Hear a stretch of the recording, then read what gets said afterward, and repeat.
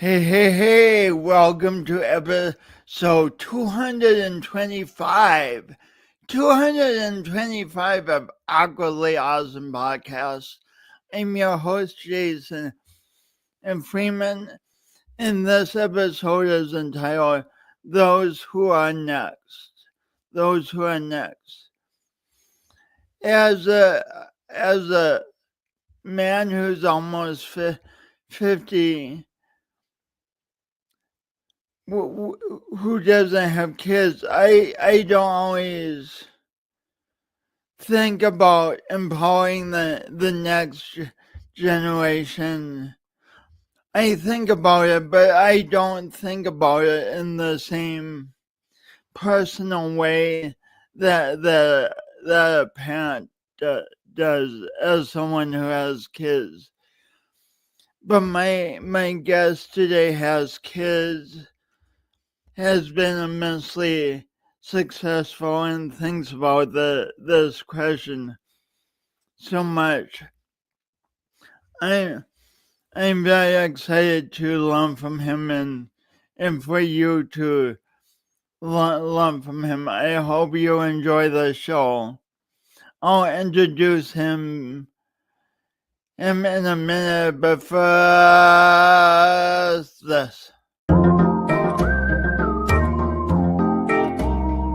Today's guest, Matt Krall. Welcome back. As I introduce Matt, I have to admit that I know him by a case of mistaken identity. This is so me. Let me explain. Between sessions at a conference I attended recently, I noticed someone wearing a shirt with ND emblazoned on it.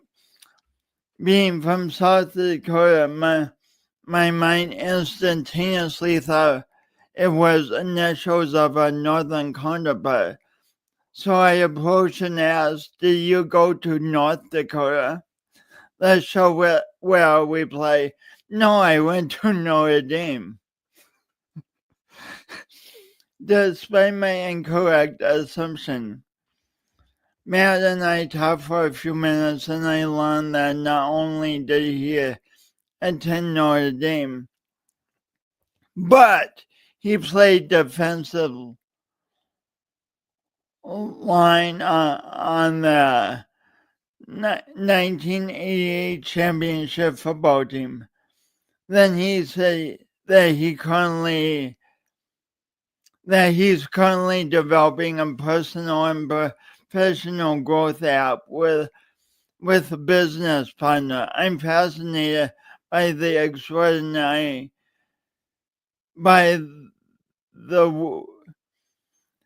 I'm equally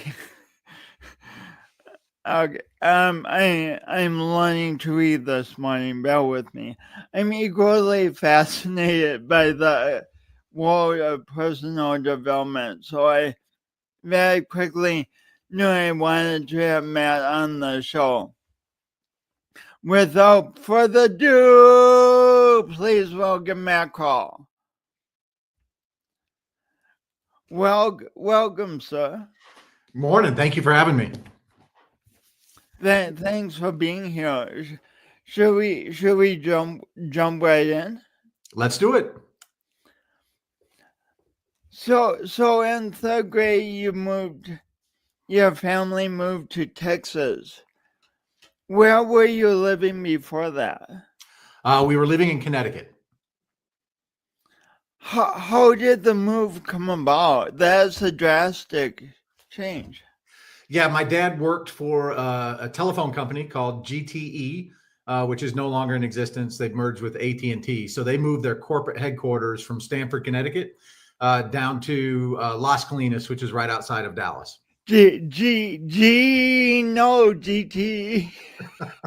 Exactly. So, were you exposed to football at all in Connecticut? I was there. They are slow in progression. So it was flag football in third grade, where Texas, I think they start with pads when they come out of the womb. So, the hitting aspect was something quite a bit different than being in Connecticut. So let's back up for a sec. Okay. Why is football such a almost spiritual experience in Texas? It's a good question. When we moved there in 1980, Dallas-Fort Worth wasn't nearly as large as it is now. And then you have a bunch of smaller rural areas.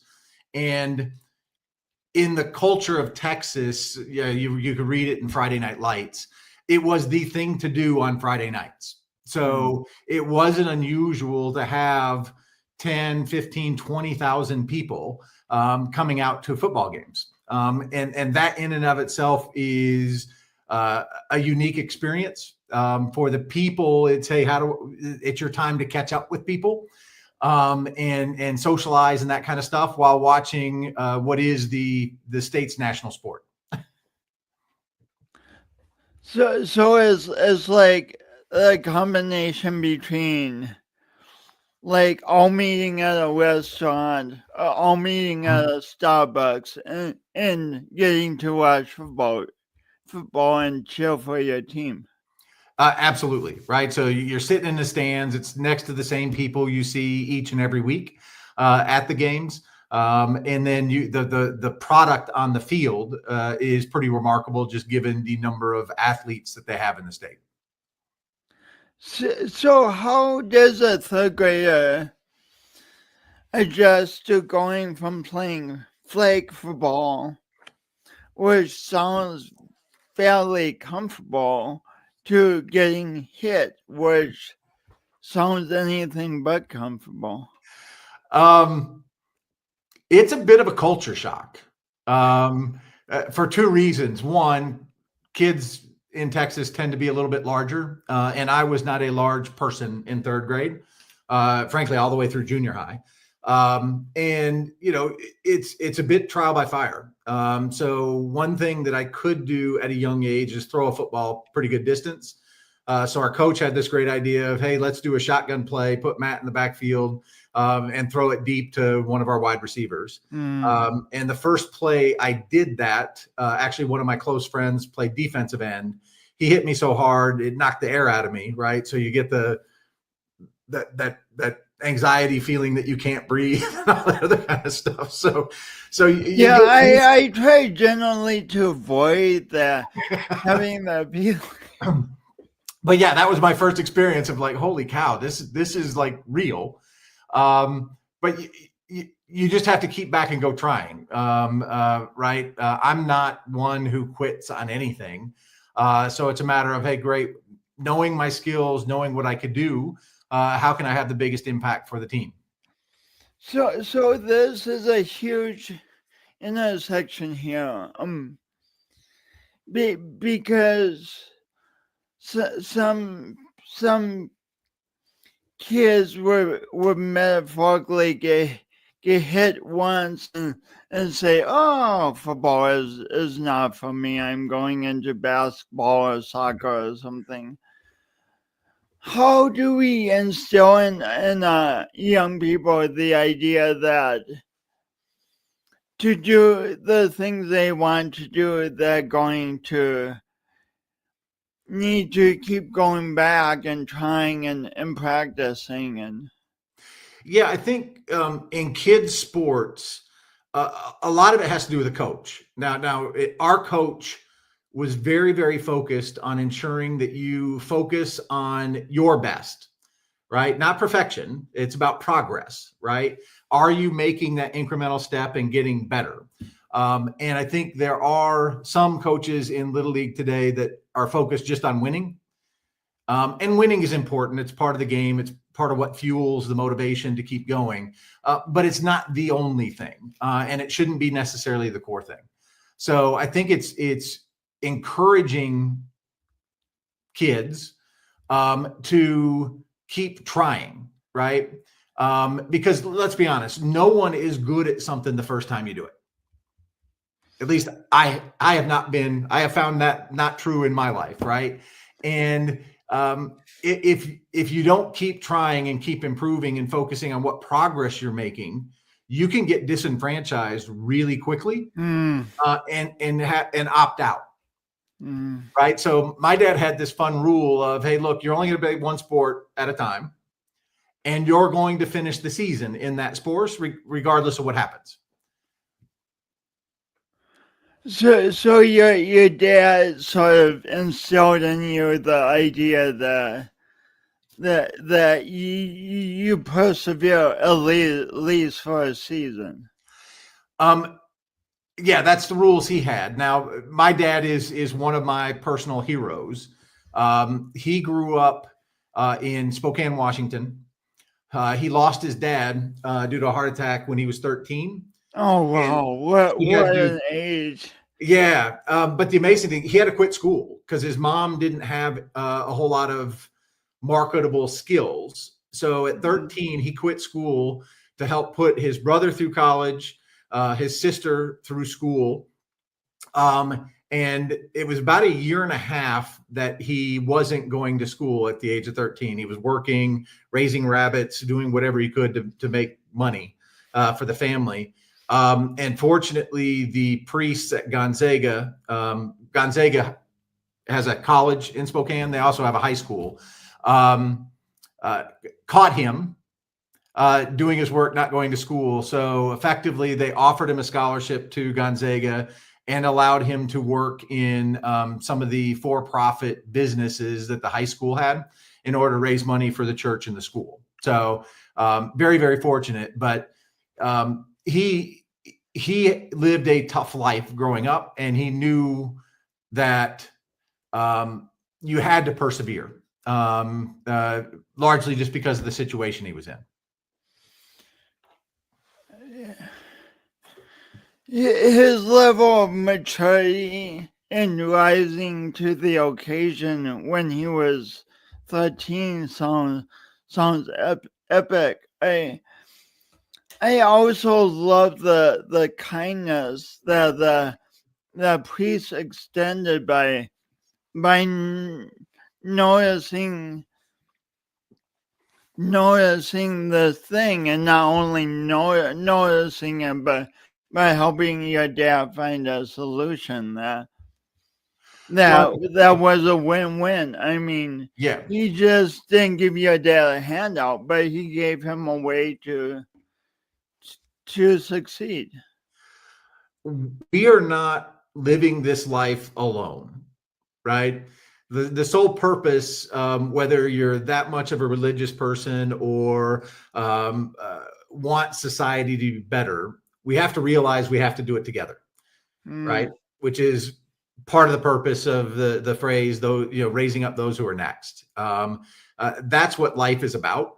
I had a friend ask me one time, because I play golf, would you ever want to hit a hole in one alone? And I'm like, well, no, there's nothing in that, right? Part of having an amazing thing like that happen is being able to share it with others. And so, I think at times our society gets too caught up in individualism. And, you'll admit, kids today are raised in an environment that is wildly different than the one we grew up in. Right? Wildly. Right. I couldn't have imagined. Well, I'll go back to a little bit of the sports analogy, right? So when I got recruited for football, right, it wasn't on ESPN. I'm not in front of a huge crowd picking hats and doing all that other kind of stuff on national TV. I had a picture in front of a fax machine from the local newspaper of me faxing my signed letter of intent back to Notre Dame. Today, the amount of exposure people have, and the either exposure to things and exposure for kids to throw stuff out there that isn't intentionally good, right? Whether that's bullying and picking, right? You and I were bullied growing up, but it was the two people we knew that was going to bully us for a while, and we had to work our way through it. Now, if something hits social media, you could have 2/3 of a school pick that up and really destroy someone's ego and confidence, right? So it's just a wildly different world where information and access to information could spread quicker than anything that was available when we were young. And I say that because I think it's more important now to build up the skills in people so that they can combat that. What skills are you talking about building up in people? You can call it resilience, but when something goes out into the universe that's negative and it's about you, right? The net effect is that's one incident. The thing that really draws people down and causes people to get stuck is that it loops and cycles in their own head. Right. I read some stuff one time that said every individual has 60,000 thoughts a day. Right. And most of the time it's on autopilot.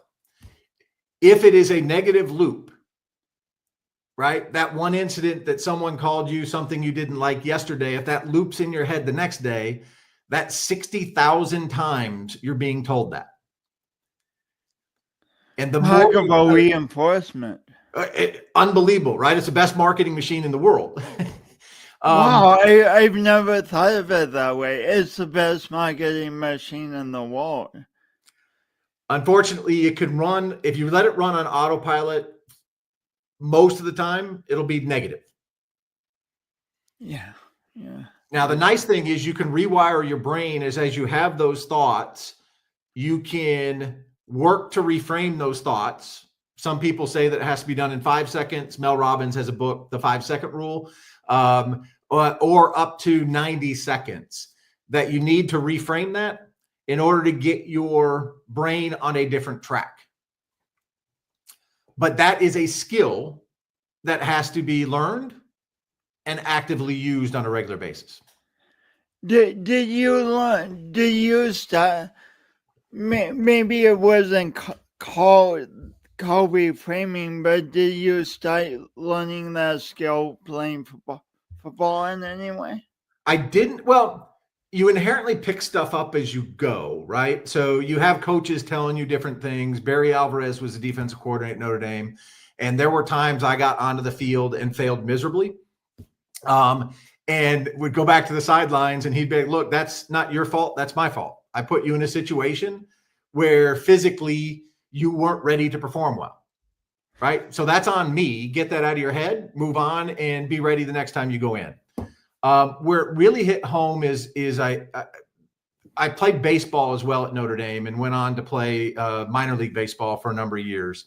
Well, so Matt, somehow you forgot to mention that you went on to play minor league baseball. Oh, by the way, your story goes on and on and on. Yeah, when I got through playing football, I still had a desire to be competitive and that kind of stuff. I am decent at a lot of sports. So at the time at Notre Dame, we had a new coach, and he invited, frankly, the entire football team to come out and try out because he just needed more talent on the team.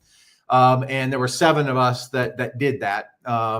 And when I realized that the NFL wasn't something that I could achieve, and I wasn't playing that much in football anyway, just because of the size and the speed of the players were unbelievable, decided to switch over to baseball and did that for a while. And then I had an opportunity afterwards to play in the minor leagues for 2 years with the Minnesota Twins. And then did some coaching. I was a player coach in rookie ball for the Oakland Athletics.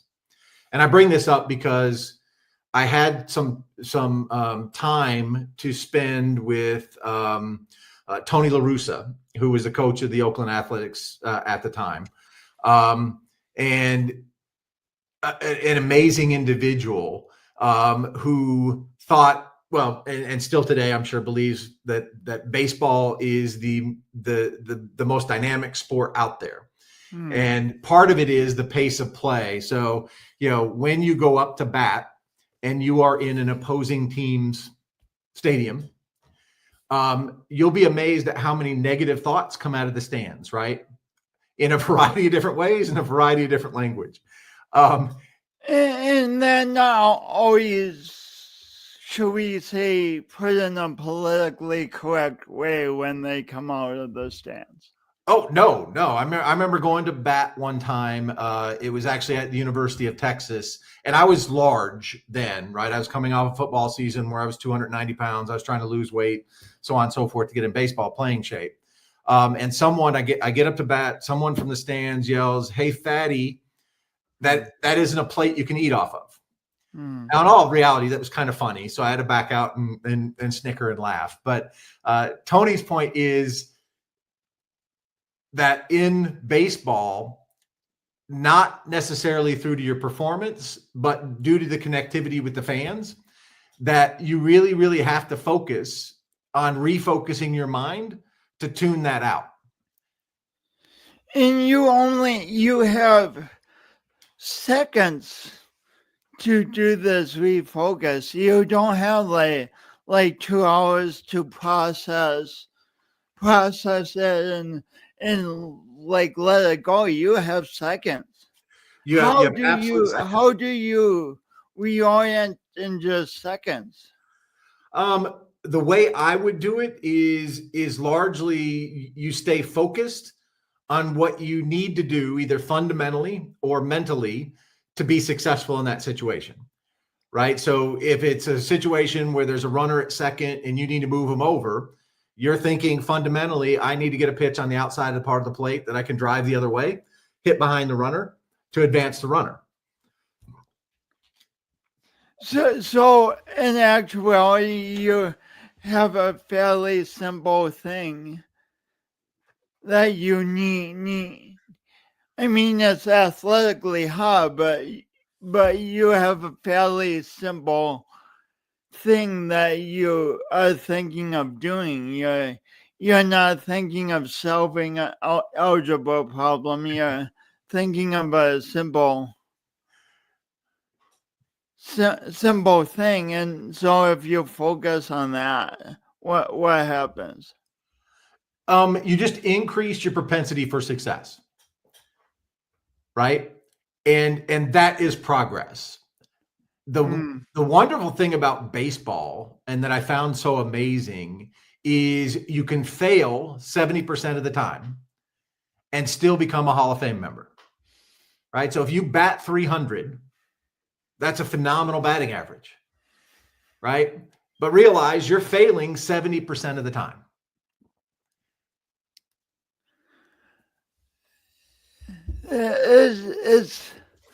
I mean, this is a hard message for any of us to learn, and I can't imagine how hard it would be for a young person to learn. That failure is really integral to success in baseball and success in anything. Well, and I also believe it's the only way you learn, right? And again, part of the challenge that we have as a society, you look at schools, and everyone's trying to achieve a 100, right? And they have a bunch of different skills. Each individual student has different skills. And so when you're competing against everyone to be the top person, I don't believe that is necessarily the healthiest thing in the world, right? This is where we got to get to kids and allow them to explore a little bit more. The other issue I have is school teaches you there's one right answer to every question. You and I have lived a life that knows that is far from true. So I would like to see, and the ways to do it, the ways I do it with my kids. So I think I told you, both my kids are on the autism spectrum. And it was a struggle trying to figure out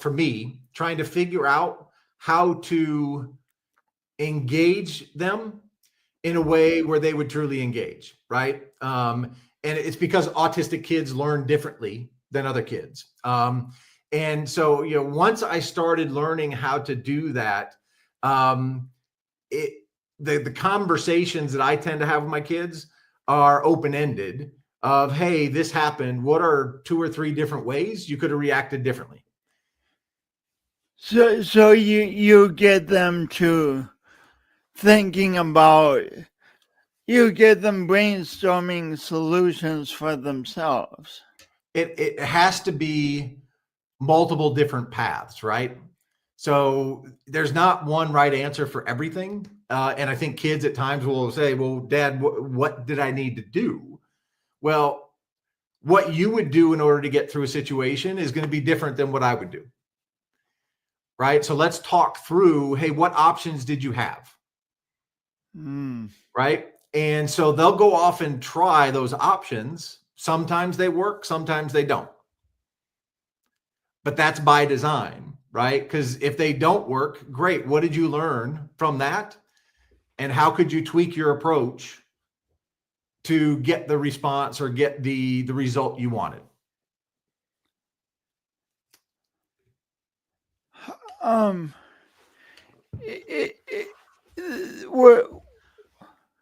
What you're saying reminds me of a previous conversation when we talked on a few weeks ago about football. If the team runs a play and it really doesn't work, they don't have days to process it. They just have to try something else based on what they experienced a minute before and see if it works.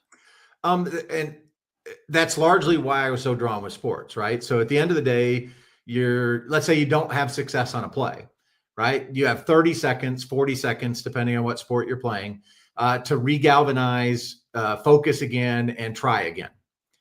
The thing I love about sports is it's just not you, right? And the dynamic teams, the really powerful teams I was part of, is there's so much communication and collaboration that occurs in that 30 minutes.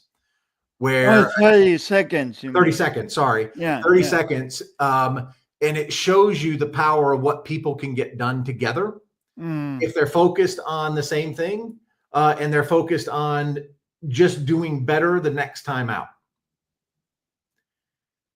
Right? I've been on teams where people are focused on the end result. So when you have a bad play, what ends up happening is finger pointing. Hey, you're going to cost us the game. That cost us a touchdown. I'm like, look, at the end of the day, yes, it did, right? The facts are the facts. The play's over. You're going to have to refocus to understand, okay, great. What can we do next that puts us in a position to better succeed in the future? Speaking of really a team mindset, I just want to come back to your defensive coach at Notre Dame. When a play didn't go well, and you came off the field, instead of finger pointing at you, he would say, that's on me. That's on me. Talk about being a team player. Well, Barry Alvarez went on to have a phenomenal career at Wisconsin and being the athletic director at Wisconsin. He's just an amazing, amazing coach. And I think when you're part of any really, really good team that reaches the results that we were able to reach, you got to have phenomenal coaches, right? Barry Alvarez was that for us as a defense. Lou Holtz was that as a head coach. I learned tons of visualization practices with Lou Holtz because the night before every game, he would have us lay down on the field, on the indoor practice field, turn off the lights, and he would literally walk us through how the game would occur the next day. And amazingly enough, 80% of it was absolutely spot on and accurate.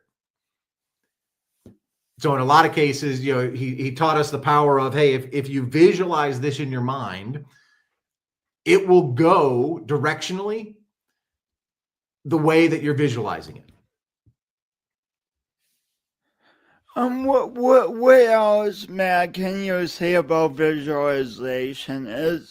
It's a tough skill to learn for a lot of people, or at least it's been for me. So, well, one, like any muscle, right?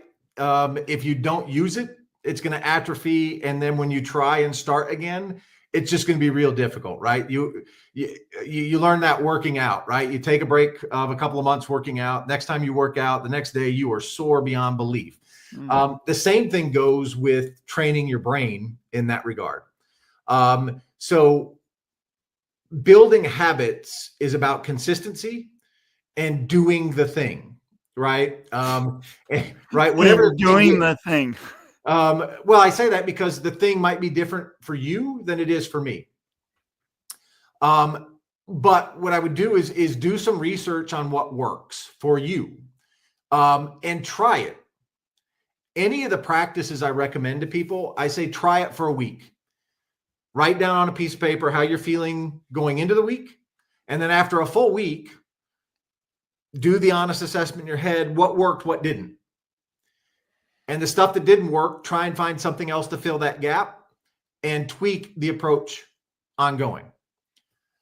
What I will say is science says that you can actually rewire the reward systems in your brain if you do this exercise. One, write down whatever the goal is, whatever you want to visualize in your life. Just write it on a piece of paper. The next, say it silently in your head. Just read it back in your head. Next, read it out loud. And then lastly, close your eyes and visualize the end state of that goal. And the reason why that works is, from what I've read and researched, is that it triggers all of your senses. And when you do that, your mind then puts it in a different place in your brain that says, that's what I want a reward for. And so you start thinking about that more and more, and that drives your actions. But that's just one practice of many that you can try. All I ask is just try.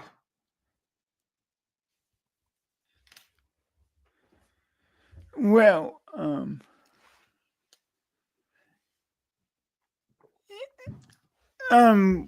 there's so many things we could talk about. But I don't want this to get lost. You have an amazing story of getting to Notre Dame, where you could learn from Barry and learn from Lou Holtz. Like, for example, in 7th grade, were you the star football player? Absolutely not. So as I mentioned, the kids in Texas are big, and they grow up big fast. So in 7th grade, they split teams. We had an A, B, C, and D team, largely based on the size of the individual, because they didn't want kids who were 110 pounds to go up against guys that are 220 pounds. Because that's just dangerous. Yeah, I mean, they're smart. They don't want anyone getting massively hurt. And most kids played football. So, in 7th grade, I think our team, the number of kids playing, I went to some schools that were fairly large. I think we had close to 89 kids playing football in 7th grade. So all of that said, I was small. I was a runt. So I was on the D team. And in Texas, they also play 7-man football. So we were a 7-man football D team, and I was a wide receiver with absolutely no speed. So, and so, most of the thing that was challenging for me is most of my close friends were larger dudes who played on the A team. And so, not getting a chance to play with them and participate in the game with them was difficult for me. But I stuck it out. I was enjoying myself, liked what I was doing. I still had ambitions that, hey, look, I'm going to be on the A team one day once we get to 9th grade.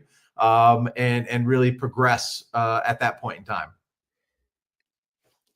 So you went from seventh, where you were in teaming it in seventh grade, to getting an invitation to be on Notre Dame football team in just a few years' time. How? Well, I think it was sticking it out. So from 7th to 9th grade, when I went into 9th grade, I realized that we had some gaps in the offensive line.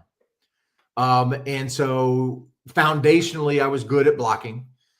So I said, hey, look, let me actually move to center and work myself up. And I actually started as offensive center in my 9th grade year at 140 pounds next to my best friend, who was a guard. He was 225 pounds at the time.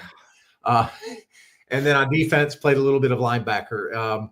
And we had a really good team, largely because we played as a team.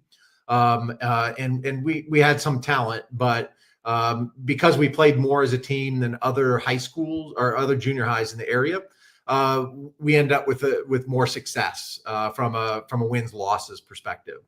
And then going into high school in Texas, there was 3 junior highs that fed the high school. And so that spring, before you go to high school, they invite all the football players from all 3 of those schools. So we had 189 kids lined up to try out for the high school JV team. And I think I told you the story. You go through 6 weeks of these practices. We had an amazing coach coaching the junior high at our high school, an individual that now is in the Texas High School Hall of Fame. At our high school, he had 13 years of an undefeated season as coach of the JV. He was the son of a preacher, was very, very fiery, energetic, but connected really, really well. And I think I told you this. So at the end of 6 weeks, he, on a 3x5 card, he writes everyone a note. So all 189 kids. And my note, I still have it, said, look, you have a lot of heart.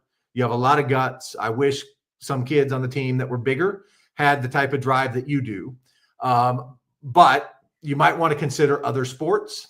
And the offer was to come in as 7th string linebacker to the JV team. 7th string? That's a lot of strings. It's water boy-ish, right? I'm not going to see the field, but you can help support people and be a blocking dummy in practice. And then, fortunately for me, I started putting on muscle and weight. And so for 3 straight years, I put on 20 to 25 pounds and went from 140 pounds. I was 5'8", 140 pounds, grew to 6'1", 220 by the time I was a senior. Wow. And, fortunately played really, really well my senior year, got a lot of attention from a lot of different schools.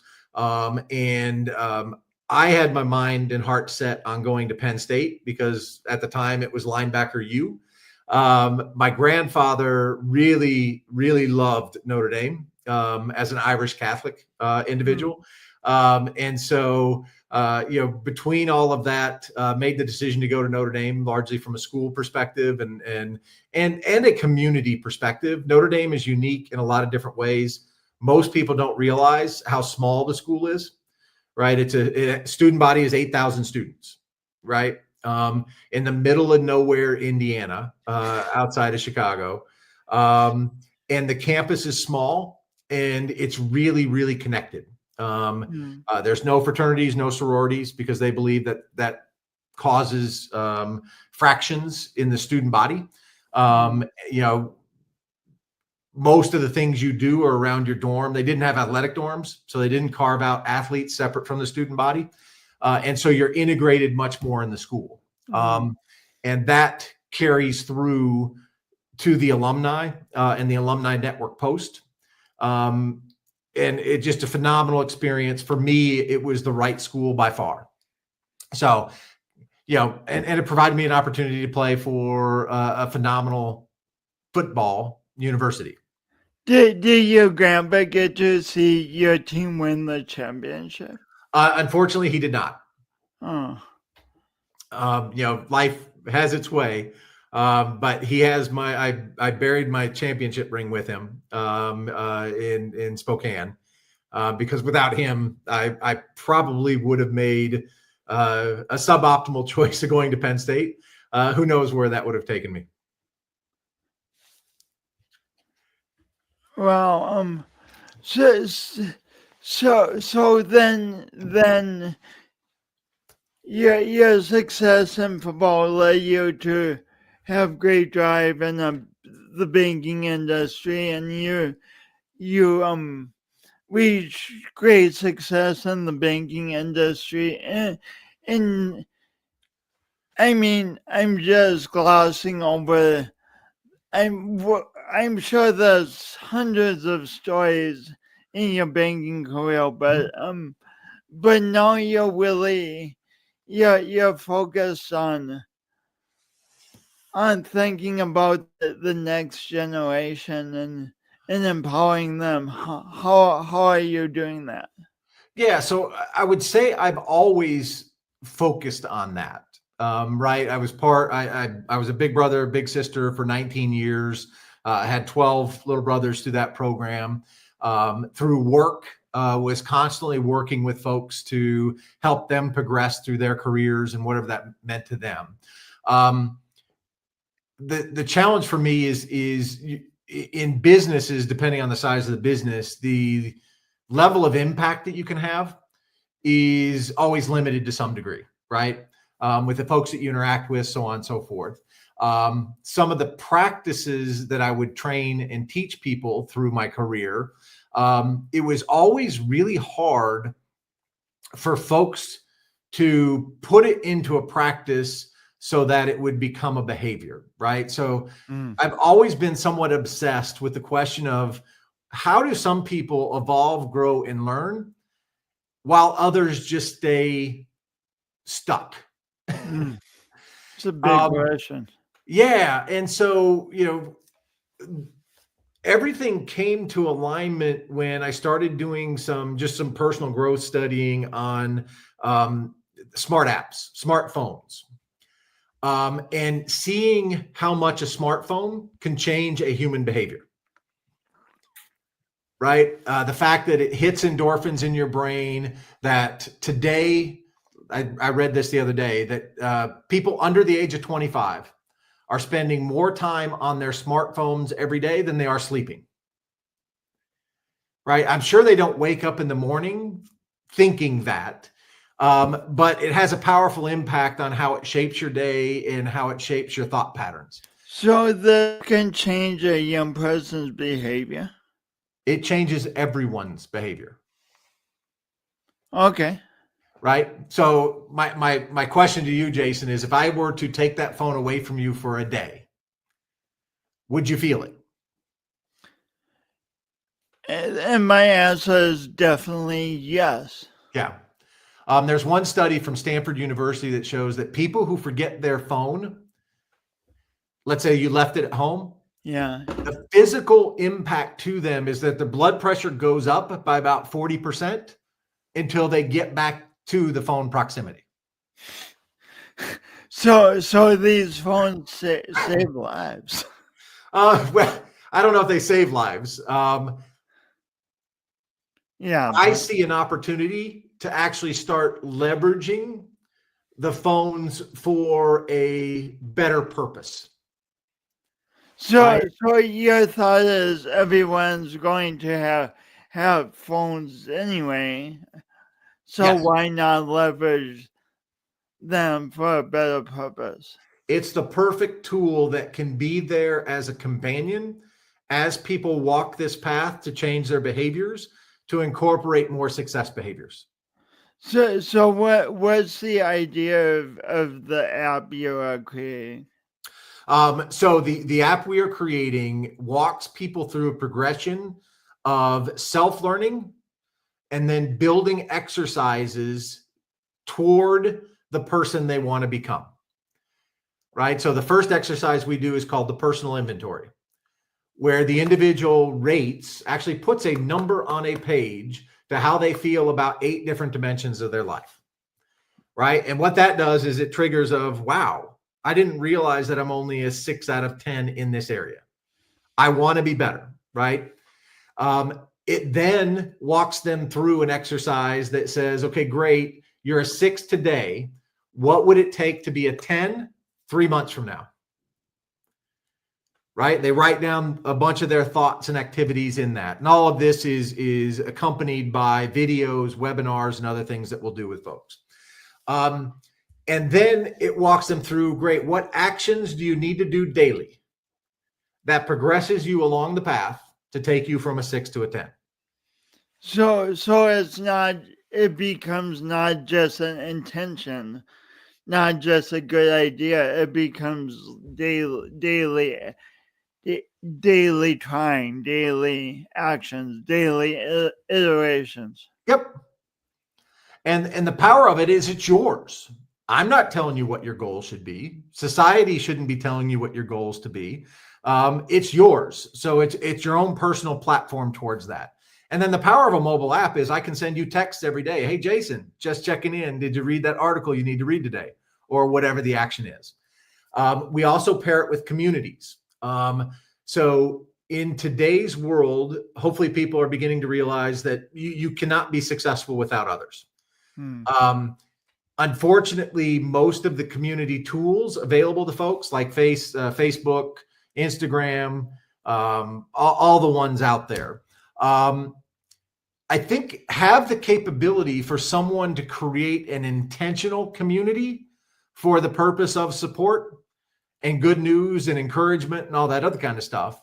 But unfortunately, people don't use it that way, right? They use it to doom scroll. They want to understand, what's happening in the world, and negative stories tend to hit the logarithms 10x more than positive stories, all of that. So we wanted to create our own module within the app where you can create your own intentional, supportive community. Where you could throw out there today, hey, look, today I'm struggling with X. Does anyone have any good ideas on how to get through it? And people can weigh in. Obviously, the people weighing in will begin to feel good that, hey, look, I'm having a positive impact in people's lives, if that's what you want to do with your life. And then the person receiving it isn't receiving of, hey, look, you're a failure, you'll never do this, all of that. If it comes across, I'm hoping the communities will kind of weigh in support of that, and we'll moderate those communities such that it stays very, very positive and enlightening. But that's your first stage. And then as you go through, you're going to earn points. You're going to earn badges to unlock the next destination. We call it a destination. It's more of the next level practice to use. So there's a video game aspect almost to it. Like this dates me, but I envision Pac-Man and passing each level of Pac-Man, and how that's exciting. Yeah, that's exciting. Well, it's people are motivated different ways, right? So if the thought process of leveling up in a game or beating a boss in a game gets you to where you need to be, hey, look, I don't care. I just want you to get you to where you need to be. I just need to figure out what are the different motivation techniques that engage you and inspire you to do that. And so we have a lot of different layered motivation things in there. One of which we're excited about that. And you become more masterful in some of these skills. Because not only do we ask you to do it, we're actually recording you doing these things, right? So it's just simple click buttons. And so, you'll get exposed to others who have leveled up to that level and allow you to have access to people with different mindsets who are progressing along the path at the same pace you are. And the reason why we think that's important is because when you talk to underserved populations, right? So if you go to high schools in poorer areas, if you look at veterans, if you look at teachers, people in non-for-profits, a lot of different groups, part of their challenge of being stuck is they don't have access to groups that can challenge them to think and progress and do things differently. So really good point. Yeah, so it's providing that access, right? So I've talked to my kids are also African American, are mixed race, right? My wife's African American, and so they tend to associate around other kids of color. And Sioux Falls, phenomenal city to live in, phenomenal community. It's becoming more diverse, right? I don't think it's necessarily intentional. We're attracting different people for different jobs. The scary thing for me is when I ask most of the kids of color, hey, do you see yourself living in Sioux Falls in the future? Right? Graduating from college, then either coming back or going to college here and living in this community. Very rare that they say they do, that they'll want to stay. And you're asking, well, so why is it? And I think for me, at least in my questioning, access is a big key to that. They don't feel like they have access to the paths, to the business leaders, to other folks in this community that would help them gain the exposure they feel they need in order to progress along the path they want to progress along. So it's easier to go to communities that are already more mixed in socioeconomic and racial means to find those opportunities. And it's just something as a community we just need to work and figure out. And whether it's our app or different programs, I think everyone should look to connect with the younger generation to understand where their heads are at for a lot of different reasons. Because I think some people doom scroll the younger generation, right? You've heard, hey, young kids don't know how to work hard. They don't. And I'm like, well, just because they don't want to do it the same way we did it doesn't mean it's wrong, right? We just have to figure out because I know they work hard, right? I've received that from, my son. If it's something he's not really engaged in, he won't work as hard. But if it's something that he's engaged, that he really, really likes and does, I've seen him bury himself 16 hours in the garage forging knives in 16-hour stints. And you're like, and that's working very hard. Trust me. I did a forging school with him over Christmas as a Christmas gift, and I thought it'd be fun. It was a coal forge. It was 3 16-hour days. I've never had that many blisters on my hands. I burned spots. It was hard as all get out. And that kid just kept cranking. Wow. I'm like, what? I'm a lot bigger than him, so I can swing a hammer a whole lot better, I thought. But he just kept chopping the wood and cranked through things. So, I had a friend tell me once, never confuse someone not wanting to work hard for you than not wanting to work hard. Oh, that's great.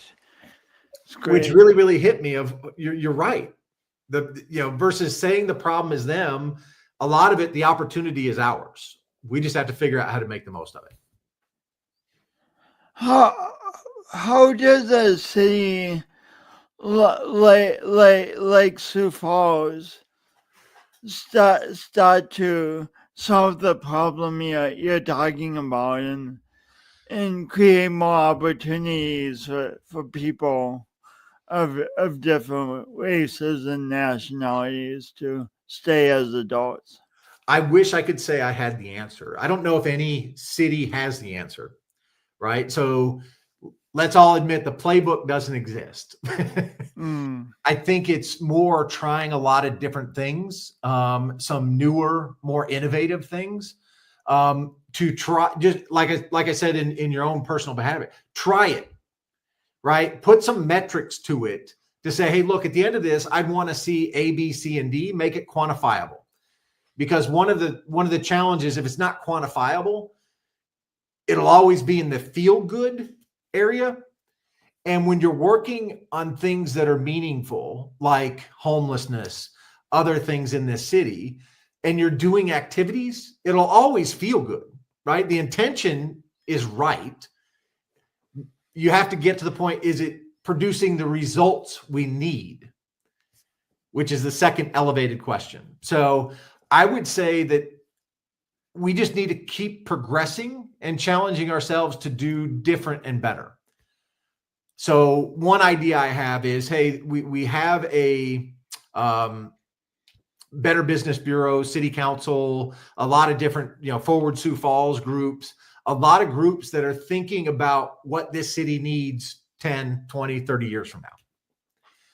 I would love to see a group of young people participate that in a way, because at the end of the day, whatever that group's envision, they're going to need these people to carry it forward. So in order for them to carry it forward in a passionate and meaningful way, I believe they'd have to have say in what that looks like. It definitely makes sense. Yeah, and they and definitely we want the ideas. Right? You and I will be much more committed to anything if we had influence into what it looked like, right? Versus being told this is what you need to do. Yeah, for sure. So go ahead. Before we leave, you mentioned homelessness. Could you please talk about the philosophy behind the organization you volunteer with? Certainly. So the organization I volunteer with is St. Francis House. And what sets it apart different from the ones I know about, I can't say that I know every organization in Sioux Falls that helps homeless people, is that it's more of a hand up than a handout. So once individuals get a little bit stabilized, they get the documents they need in order to get a job and other aspects, they can come into the house. The requirement of the house is that they get a job within 7 days. Right. So, and the house has done a phenomenal job of working with 80 plus businesses in the city who need resources. And so there's not a lack of interviews. In fact, I think they average 7 a day until they land a job. Wow. And so, yes, you are required to work. You're required to do drug testing every time you come back into the building. You have to stay clean. Your money is saved by the house if you have money that you owe through child support, through court decisions, other aspects. They work with them to form a budget for them so that they can save money. They can do the restitution that they need to do. And for a period, of 6 months, I think our average resident ends up saving close to $20,000. And that provides them a bit of a bank so that when they transition out of the house, they can get off on a better foot to transition back into life a lot better, right? So what we want to try to end is this cycle of you go homeless, you go through some program, and then you end up just homeless again 5-6 months later. Well, I bet your organization has a lot of very inspiring stories. Yes, feel free to ever reach out to Julie Becker, who is the CEO. We've worked to evolve it tremendously in the 6 years I've been on board. Because the house, when I joined, I am shocked that it wasn't shut down by the city for being a fire hazard and that kind of stuff, because we had people sleeping on top of each other in a small place. They've expanded it now, and then we're looking to do one more expansion so that we can add additional programming so that people are even on a better foot to move forward and get back into contributing in a society in a meaningful way. So, sounds immensely wonderful and positive. Thanks for being a part of it. Oh, not just me. There's a bunch of people in this community that have kind of raised up to help out. I think the mayor just hiring a individual who is overseeing homeless in the city, Michelle Treasure, I think is her name. A wonderful individual who they're trying to figure out how do we actually create a framework of services for homeless people in the city, so that we can really drive them to be more successful than other cities have been in this regard, right? It's something we need to address. It's something that should make everyone feel good.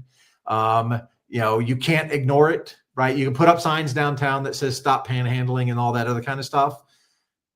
At the end of the day, if you're homeless and you need money and you're just trying to survive, what options do you have? I'm not going to pay attention to a sign that says stop panhandling. Yeah, for sure. The immensely inspiring. Could talk to you for a long time. But last question. In my work, I talk about the power of doing our imperfect best, and what the phrase means to me is I go for my best, and when it doesn't work out, when mistakes and obstacles happen, instead of letting them stop me, I try to learn from all that and renew my focus towards my best. What does doing your imperfect best mean to you, Matt Krall? I think I mentioned a little bit earlier. It's about progress, not perfection. So no different than what you're talking about is if you shoot for perfection and miss, you're going to lack motivation, and 9 times out of 10, you're going to stop, right?